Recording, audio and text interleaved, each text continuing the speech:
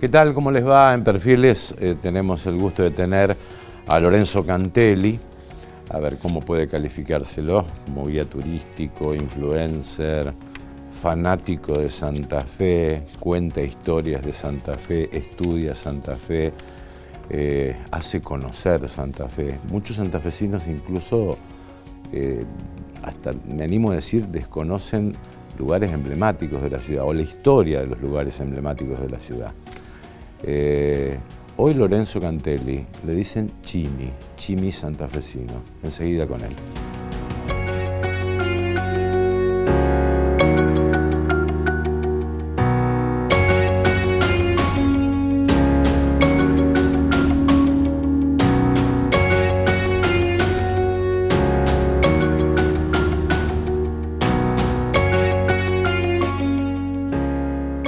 ¿Qué tal? ¿Cómo te va?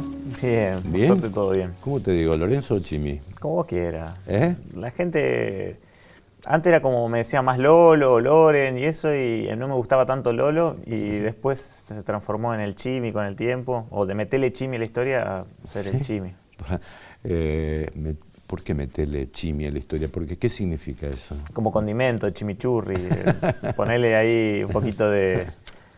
mis amigos me decían cuando yo contaba historias que dale, vos metele Chimi, total nosotros no te vamos a estar diciendo si estás mintiendo, no, vos queremos disfrutar de la historia. Ajá. O sea, que la cuentes y metele todo el condimento posible para que sea entretenido.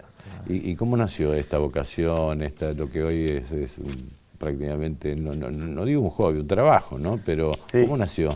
Mira, como se fue dando de manera muy orgánica, creo que si lo hubiese planeado no hubiese salido.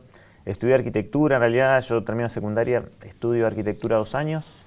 Mi papá arquitecto y bueno, mi mamá diseñadora de interiores, como que creía que lo tenía ahí ya súper desarrollado.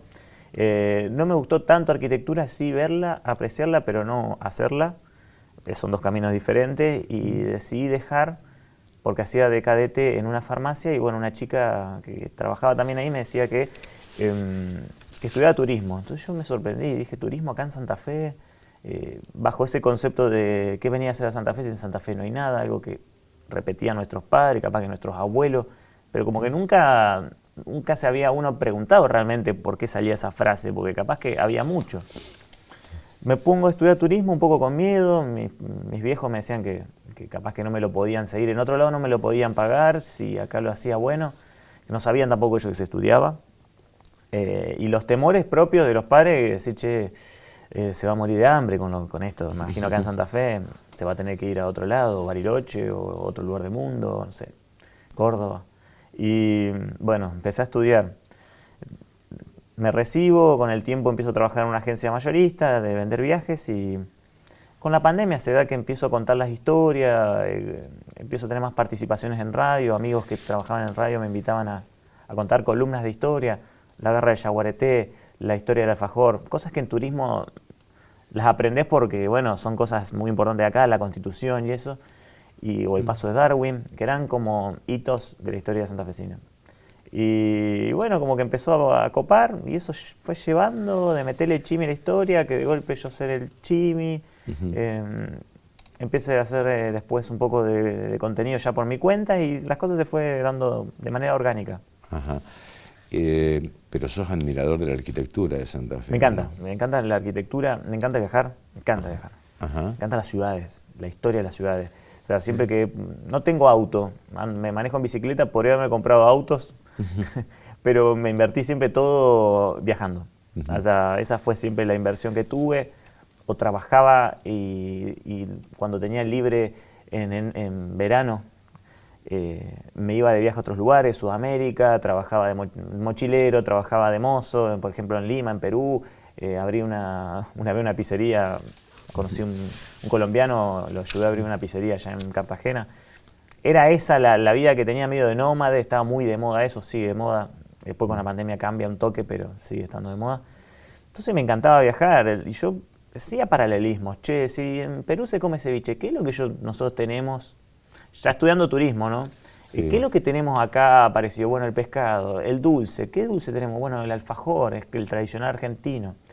Empezaba a hacer paralelismo y me daba cuenta que acá, por lo menos en Santa Fe, había todo, solo que capaz que no estaba explotado Sí. de manera marketinera. Y era una identidad muy fuerte que todos la desarrollamos, todos la tenemos, como con la cumbia, te puede gustar o no, pero si yo te pongo un tema de cumbia y estás en París justo ese día, qué ganas de estar un rato en Santa Fe con mis amigos tomando mate en la costanera. Por más que te guste, no es como que lo tenemos en nuestro ADN. Lo mismo que el olor a la humedad y todo eso, la cerveza. Y bueno, como que se fue dando, como te digo, de manera natural, hacer paralelismo con todos los lugares y me daba cuenta que la identidad nuestra estaba súper desarrollada. Quizás nosotros nos da un poco de vergüenza mostrarla, eran medios tímidos como cultura mostrarla. No como los cordobeses que te muestran todo y el zapato y la pista de aterrizaje del Cerro Uritorco y todo lo hacen con mucho orgullo. Acá es como que estaba todo, pero no había como ese orgullo. Sí. ¿Y cuáles son en tu criterio los lugares así emblemáticos que tiene Santa Fe y por qué? A ver. Bueno, a ver, yo creo que siempre le digo a la gente, ¿tienen un solo día en Santa Fe? El puente colgante los vas a ver siempre porque es fácil de acceso, es como muy llamativo, más si venís por la 168 seguramente los vas a ver y si no, preguntás si llegás fácil. Pero si tenés un solo día en Santa Fe y te gusta la historia y te gusta la cultura, para mí la manzana de los jesuitas y San Francisco son, si estás buscando eso. Después comida, hoy en día está sobrado de lugares de comida, hay más de los que por lo general voy. Pero si te gusta la historia y la cultura, yo creo que manzana de los jesuitas y San Francisco son los dos con más condimento, sería bueno, y ahí ya ves el casco histórico, ¿no? Sí. Pero con más condimento de Santa Fe. La manzana de los jesuitas, el cuadro del milagro, el de la Virgen que sudó en Santa Fe la Vieja, pedir a ver, capaz que te muestren los túneles que pasan por debajo de la Sala Garay, el que comunica la manzana con Ateneo, que es el predio deportivo del Colegio Inmaculada, los restos del hermano Figueroa, Marcos Figueroa, sí. Exactamente, que supuestamente, que bueno, que sus restos se encontraron después de 10 años de sepultados incorruptos, la cripta que tiene el colegio, la habitación donde estuvo el Papa, en su momento Bergoglio, enseñando literatura en el 64, 65, que lo invita a Borges, lo afeita, esa escena que lo afeita a Borges aparece en la serie de Netflix, Papa Francisco, que lo hace Rodrigo La Serna, y dice Santa Fe, y está como recreada en el colegio. O sea, esa manzana tiene muchísimo condimento, mucho para explotar, mucho para ver. Y luego San Francisco, el techo encastrado, la garra del Yaguareté, los restos del Brigadier. ¿Cuánto hay en San Francisco de mito y cuánto de realidad? De que esa inundación llegó un Yaguareté y atacó a un sacerdote. Viste que, no sé, son esas historias urbanas. Yo creo que hay seguramente mucho de verdad, porque hace poco los que vivimos acá en Santa Fe lo habremos visto, pero hubo un camalotal gigante, como un embalsado que se hizo en la laguna, que tranquilamente podemos estar todos los de este edificio capaz que hay arriba y hundirnos, nos vamos a hundir capaz. Yo creo que algo de realidad hubo, quedó la marca.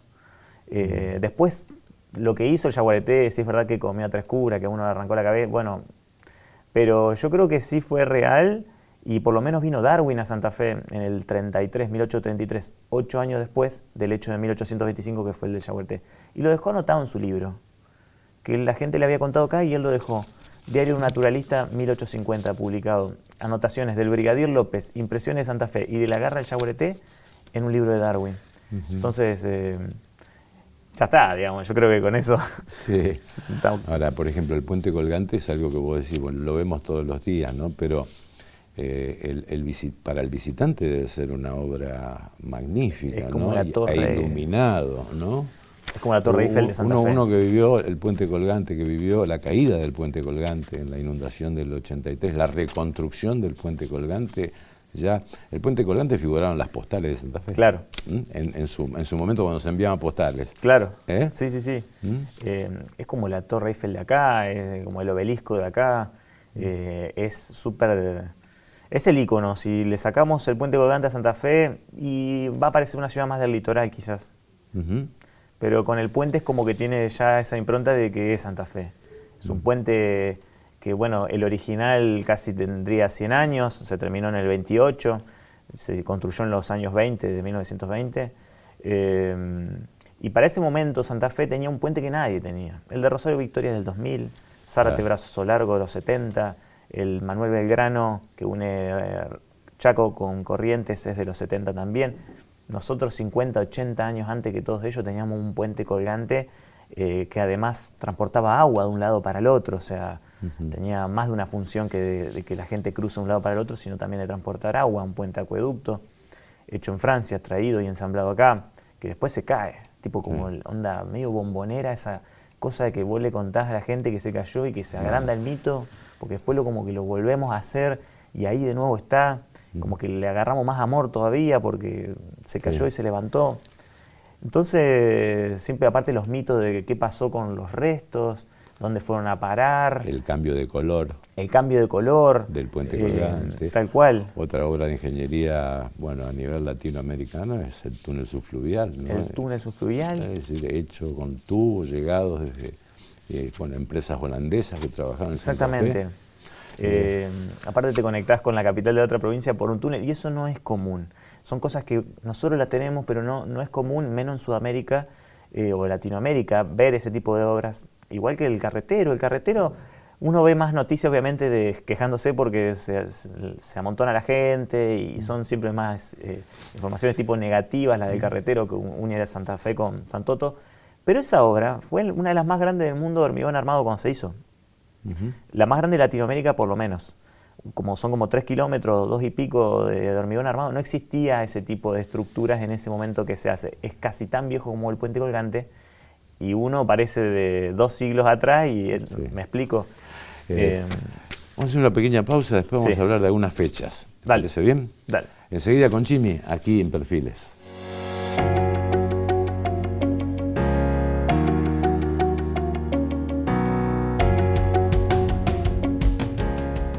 Bien, seguimos con Lorenzo Cantelli, Chimi, para los íntimos, para los conocidos y para los turistas también, ¿no?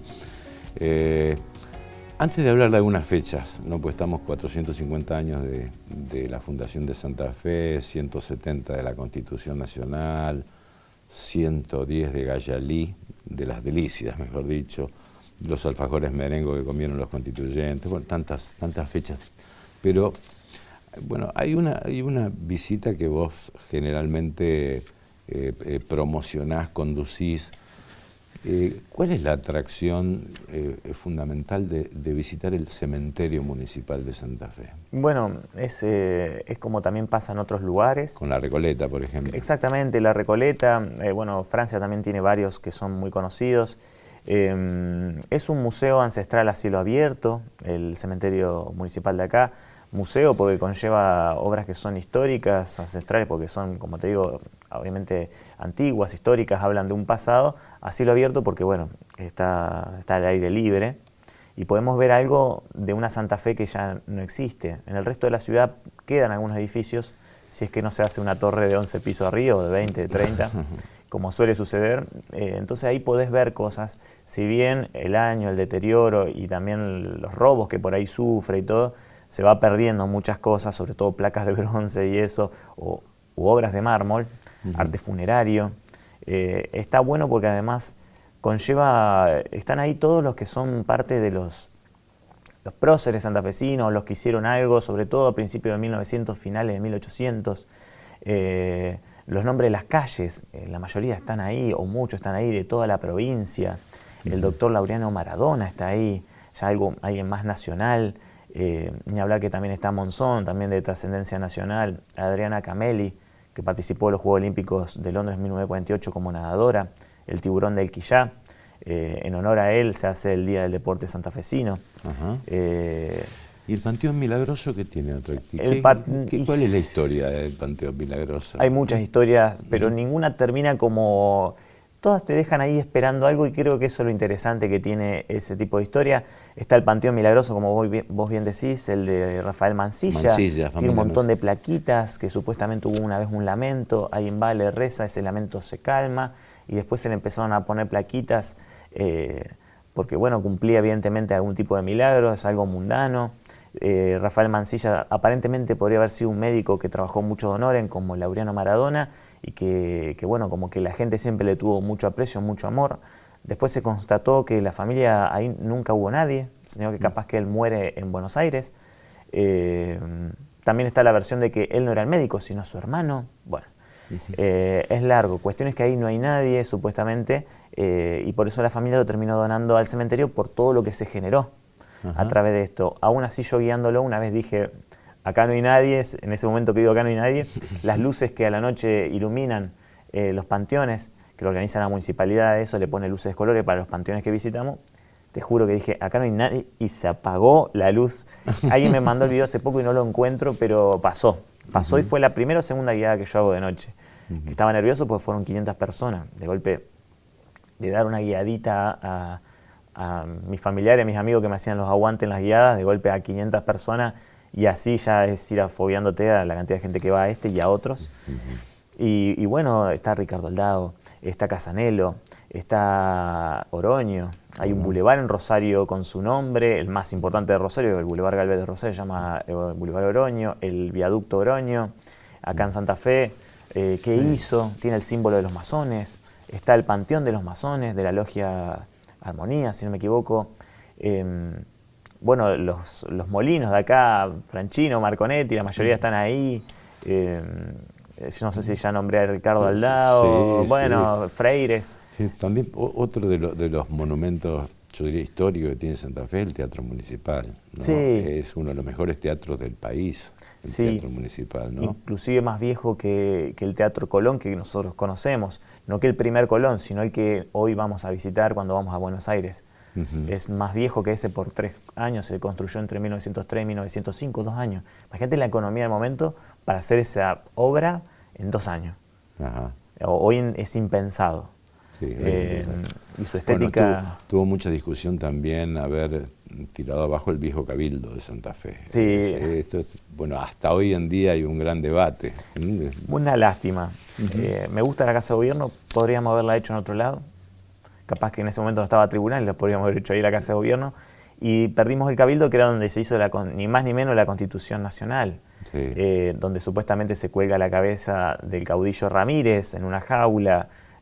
Mucha historia ese Cabildo, y lo perdimos. Una cabeza que todavía reclaman los entrerrianos. Reclaman los entrerrianos, supuestamente nosotros no sabemos dónde está. Un Cabildo muy pero muy lindo. Voy a contar en breves sobre ese Cabildo, qué pasó. Hay restos del Cabildo, está el escudo en el Museo Histórico Provincial, están la llave también creo que ahí, están las agujas del reloj en la Basílica de Nuestra Señora del Carmen. El sistema del reloj está dentro de la Casa de Gobierno, la campana que devuelve Buenos Aires. Que se robó. Algunos no sepan que está en el museo está también la carta de Camilo Gorman. Está la carta, sí, la orden de fusilamiento. De fusilamiento de Camilo Gorman y de Gutiérrez. Y de Ladislao Gutiérrez, muy bien. Como que de golpe en ese famoso en Santa Fe no hay nada. Y ya creo que entre todo lo que vamos diciendo, estamos hablando de una guasada de información. No contamos casi nada del alfajor, que es el más viejo de Argentina. El alfajor no, acá es árabe, pero era un tipo dulce con pasta tipo de almendra, con masa de almendra, de nueces, parecido a lo que comemos turrones de Navidad, que árabe, que se instala en el sur de España, en la época de las colonias se trae para acá y se adapta al paladar local.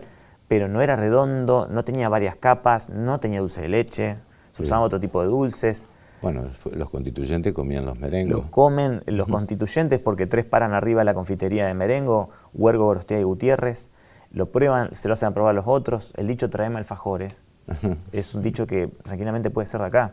Un dicho re turístico de un lugar que no se caracteriza por ser turístico, pero porque nosotros dormimos mucho la siesta, me parece.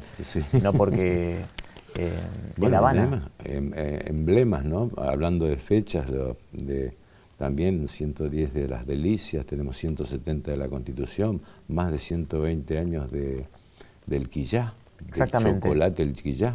¿No? Sí, acá no gana todo y no gana Nesquik, que son las marcas más tradicionales.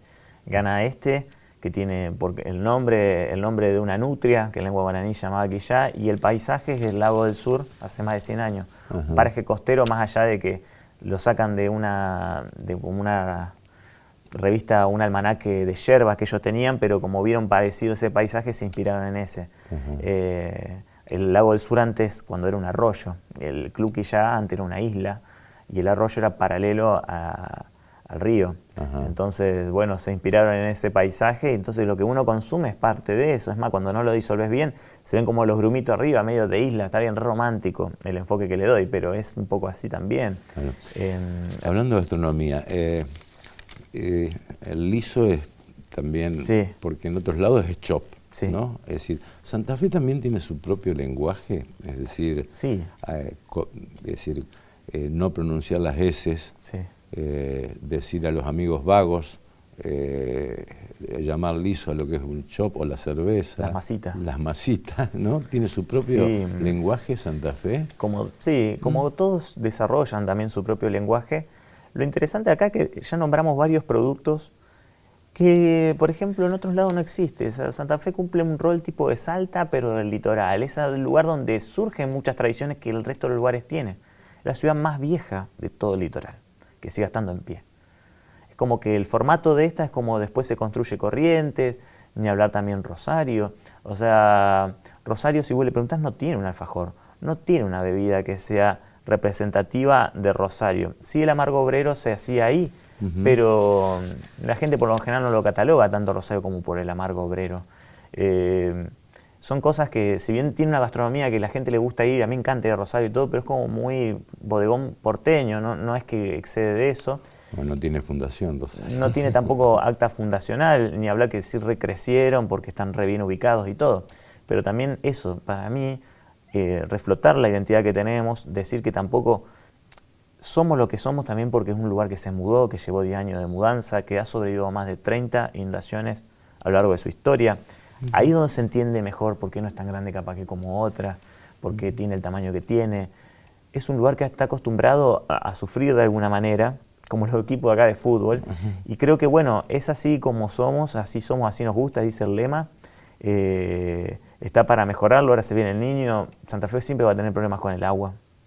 Estamos sobre el pelo del agua, y bueno, esperemos sobrellevarlo de la mejor manera. Y Chimi, en las visitas guiadas o en las guías, ¿van únicamente turistas o van santafesinos también? En su mayoría son gente de acá. Cada vez vienen más turistas, ¿Sí? pero la gente se reengancha. ¿Sí? Los que más disfrutan son siempre los de acá, porque todo esto que yo digo lo entiende la gente de acá. Si yo te hablo del quillá, el de afuera puede escucharlo y le va a interesar y me va a preguntar dónde lo consigue. Pero el de acá, de golpe dice, mirá, es una explosión, de golpe, claro, entiendo la tapa, entiendo el coso, entiendo lo de Merengo, que le decían así porque era grandote, fornido con un muñeco Michelin de la época, Hermenegildo Subiría. Entonces cuando se lo decís, claro, se le abre la cabeza y entienden el porqué de algunas cosas, y siempre uno le habla desde el lugar del corazón, del cómo siente esto. Me gusta más que salir, me encantaría salir más de Santa Fe. Como te digo, puse todos los poderes que tengo acá porque creo que era un lugar que le faltaba todo esto. Es una arrogancia hablar de lo que sienten los santafesinos, ¿no? Pero ¿sabemos valorar lo que tenemos en tu criterio o todavía no? Creo que estamos aprendiendo a hacerlo, o por lo menos yo recién estoy viendo eso. Hay mucha gente, bueno, vos mismo que has contado la historia del doctor que luchó contra Coca-Cola como 20 años. Muyor. Muyor. Que no tiene calle todavía. No tiene ni calle, es un héroe sin capa, sí. Yo creo que entre todos, a la larga, le vamos encontrando la vuelta y la gente se va sumando. Hoy en día creo que los medios, las redes sociales potencian eso, creo que le llega más fácil a todos, antes capaz que el acceso era más difícil. Y bueno, estamos ahí con estas tecnologías tratando de acercarlo más. Bueno, esperemos que salga. Muchísimas gracias. No, por favor, a vos. Gracias por la visita. Por favor, a vos por este espacio. Lorenzo Cantelli, Chimi, bueno, guía turístico, bueno, es un fanático de la ciudad de Santa Fe y contagia cada vez que habla, ¿no? Así que gracias, Maggie, gracias, Agustín. Bueno, gracias, Lorenzo. Por favor. Hasta nuestro próximo encuentro.